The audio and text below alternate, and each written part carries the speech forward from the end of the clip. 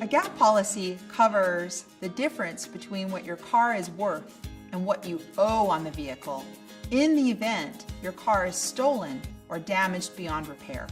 The addition of a gap policy usually adds no more than $5 to $10 per month over the life of the loan.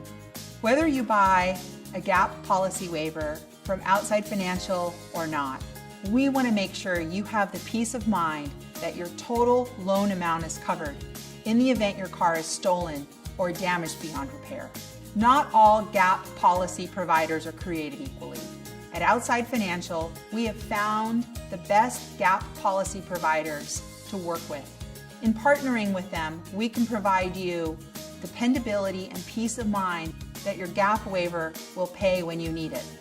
If you're someone who typically puts less than 20% down on a car when you buy one, whether it's new or used, you're a good candidate for a gap policy waiver. You can buy a gap policy waiver for a new car or for a used car. The important consideration is understanding how much your car is worth and how much you're taking out as a loan to pay for that vehicle. If you're going to owe more than the car is worth, the time to buy the gap policy waiver is at the time that you buy the vehicle. Let's say you buy a $30,000 vehicle. By the time you pay tax, title, and license on the vehicle, and if you choose to finance the full amount, you may have a car loan of, let's say, $32,000 or $33,000.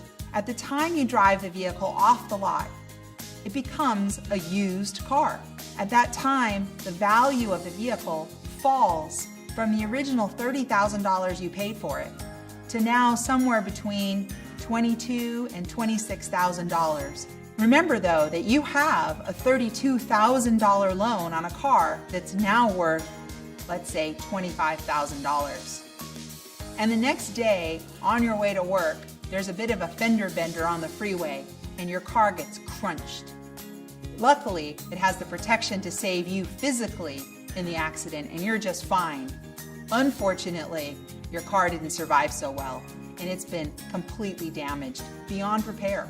That's typically called a total collateral loss. The vehicle is no longer operable. Of course, you have insurance on the car, so you think, I'm covered, I have auto insurance. Unfortunately, the auto insurance company will pay you what the car is worth, not what you owe on the car. So in this example that we were talking about, you owed $32,000 on a car worth $25,000. The car insurance company will pay you $25,000 because your car was lost in an accident. What happens to the other $7,000? Here's the hard truth. It's up to you to come up with $7,000 to cover the difference between what your insurance company gave you for the car and what you owe on the vehicle.